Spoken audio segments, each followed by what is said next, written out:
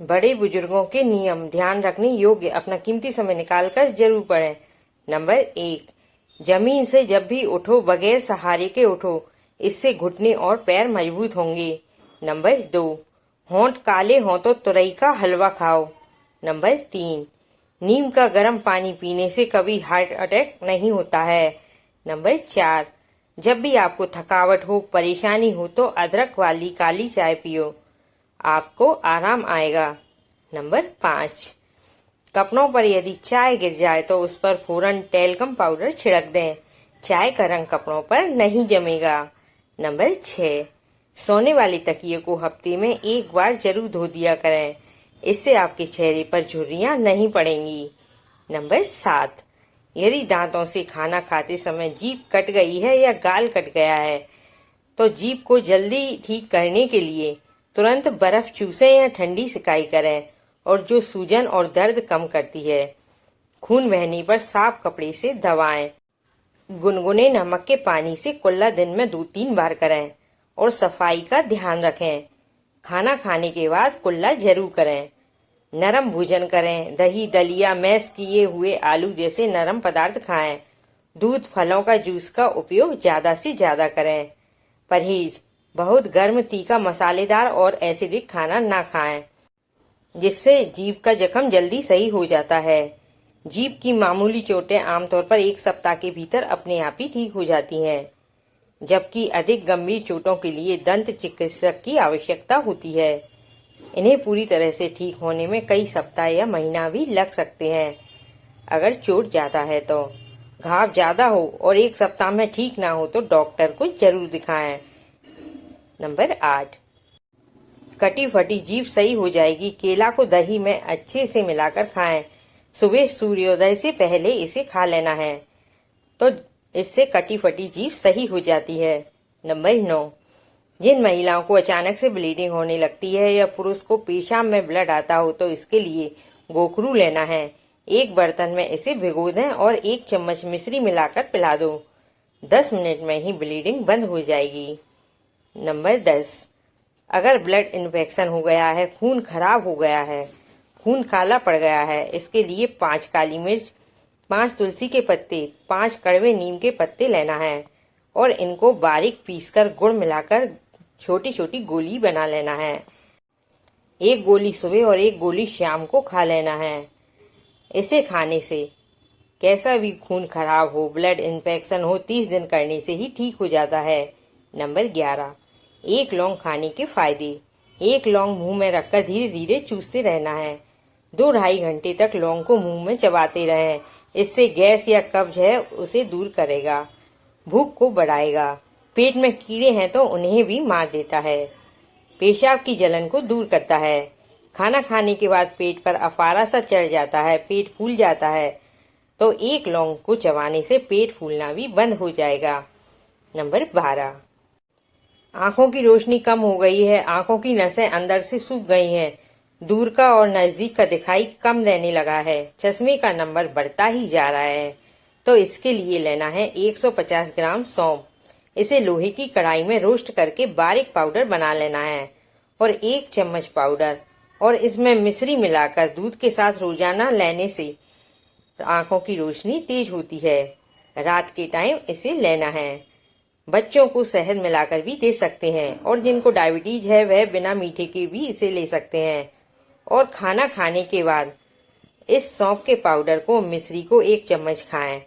इससे धीरे धीरे आंखों की रोशनी तेज होगी और जो नसें सूख गई हैं वह भी स्थिर हो जाएंगी।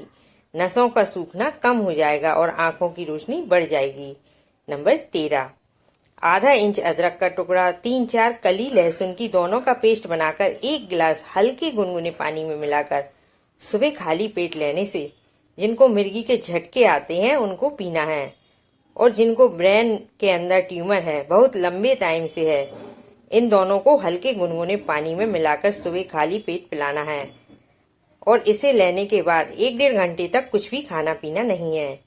15 से 20 दिन में ही मिर्गी के झटके आना और ब्रेन ट्यूमर दोनों ठीक हो जाएंगे। नंबर 14, आम की गुठली को सुखाकर उसके बाद में उसके अंदर जो बीज होता है वह निकाल लेना है, ऊपर का छिलका हटा देना है और इस बीज का पाउडर बना लेना है। और 1/4 चम्मच 1/4 चम्मच सुबह लस्सी में मिलाकर लेने से दांत की बीमारी खत्म होती है। नंबर 15, बरगद की जटाओं में गांठ लगाने से क्या होता है? बरगद की जटाओं में गांठ लगाने के क्या फायदे हैं?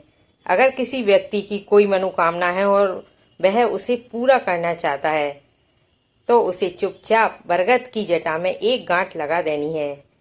इससे जल्दी ही उसकी मनोकामना पूरी हो जाएगी। बरगद का यह उपाय धन की कमी से जूझ रहे लोगों के लिए बेहद फायदेमंद साबित हो सकता है। मनोकामना पूरी के लिए बरगद की जटा में एक गांठ लगाकर आ जाना है बिना किसी से कहे, तो मनोकामना पूरी हो जाती है। नंबर 16, शरीर में जहां पर भी लिम्फोमा की गांठें चाहे छोटी हो या बड़ी हो, तेजी से ठीक करने के लिए 100 ग्राम मेथी लेना है, उसका पाउडर बना लेना है और 10 ग्राम फिटकरी के पाउडर को मिलाकर सर्जिकल टेप पर थोड़ा सा रखकर फैलाकर गांठ पर लगा लें या कपड़े की मदद से लगाकर सो जाएं और सुबह इसे खोल लें। 10-15 दिनों में ही बेहतरीन रिजल्ट आपके सामने होगा। नंबर 17, मोतियाबिंद है, आंखों की रोशनी कम हो गई है तो आड़ू को लेना है। जब इसका कच्चा फल तैयार हो तो आड़ू के फल को तोड़कर इसकी गुठली 100 ग्राम निकालें, इसका पाउडर बना लें। 100 ग्राम सौंफ का पाउडर लेना है और इन दोनों को मिलाकर 1-1 ग्राम पाउडर सुबह शाम लेने से 1.5 महीने में रिजल्ट आपके सामने होगा। आंखों की रोशनी तेजी से बढ़ेगी। रोजाना लेने से मोतियाबिंद की समस्या खत्म होगी। नंबर 18, जिन महिलाओं को गर्भपात हो जाता है, बच्चा ठहरता नहीं है, तो गर्भ ठहरने के बाद धतूरे की जड़ को काले धागे में कमर पर बांध लेना है। गर्भ ठहरने के बाद 9 माह तक बांधना है।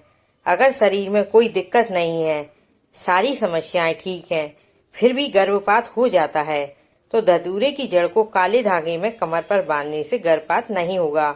9 माह तक इसे बांधना है। नंबर 19, अगर आपके दांत बहुत ज्यादा पीले हो गए हैं तो थोड़ा सा नारियल का तेल और 1 चम्मच बेकिंग सोडा और 1 चम्मच हल्दी पाउडर और आधा नींबू डालकर इसमें थोड़ा सा कोलगेट डाल दो। अब इसे मिक्स करके अच्छे से ब्रश करें।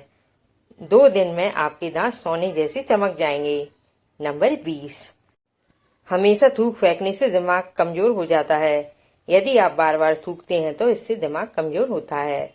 नंबर 21, 1 चम्मच चिरौंजी को पीसकर उसे 1 गिलास गर्म दूध में मिलाकर पीने से शारीरिक कमजोरी दूर होकर शरीर बलिष्ठ बनता है। नंबर 22, यदि आपको कहीं मोच आ गई हो तो भेड़ के दूध की हल्के हाथों से मसाज करें और कुछ दिन ऐसा करने से आपकी मोच बिल्कुल ठीक हो जाएगी और दर्द भी ठीक हो जाएगा। नंबर 23, पीरियड्स के दिनों में 1 गिलास गर्म पानी में 1 चम्मच घी मिलाकर पीना, यह औरतों के लिए संजीवनी बूटी है। नंबर 24, सरसों के तेल में मिलावट की पहचान के लिए 1 कप सरसों के तेल को कुछ घंटों के लिए फ्रिज में रख दें। अगर तेल में सफेद परत जम जाती है तो तेल में मिलावट है। नंबर 25, बच्चों का कद छोटा हो तो माँ को चाहिए कि बच्चों को रोजाना साबूदाना को ऊँटनी के दूध में बनाकर खिलाए, इससे बच्चों का कद बढ़ जाएगा। फ्रेंड्स, यह वीडियो आपको कैसी लगी मुझे कमेंट बॉक्स में जरूर बताइएगा। अगर आपको मेरी वीडियो पसंद आई है तो वीडियो को लाइक और शेयर जरूर करें। ऐसी वीडियो को देखने के लिए मेरे चैनल को सब्सक्राइब जरूर कर लें और साथ में बेल आइकन को भी जरूर प्रेस कर लें, ताकि जब भी मैं कोई नई वीडियो डालूं उसका नोटिफिकेशन आपके पास सबसे पहले पहुंचे। वीडियो देखने के लिए आपका बहुत बहुत धन्यवाद। Thanks for watching.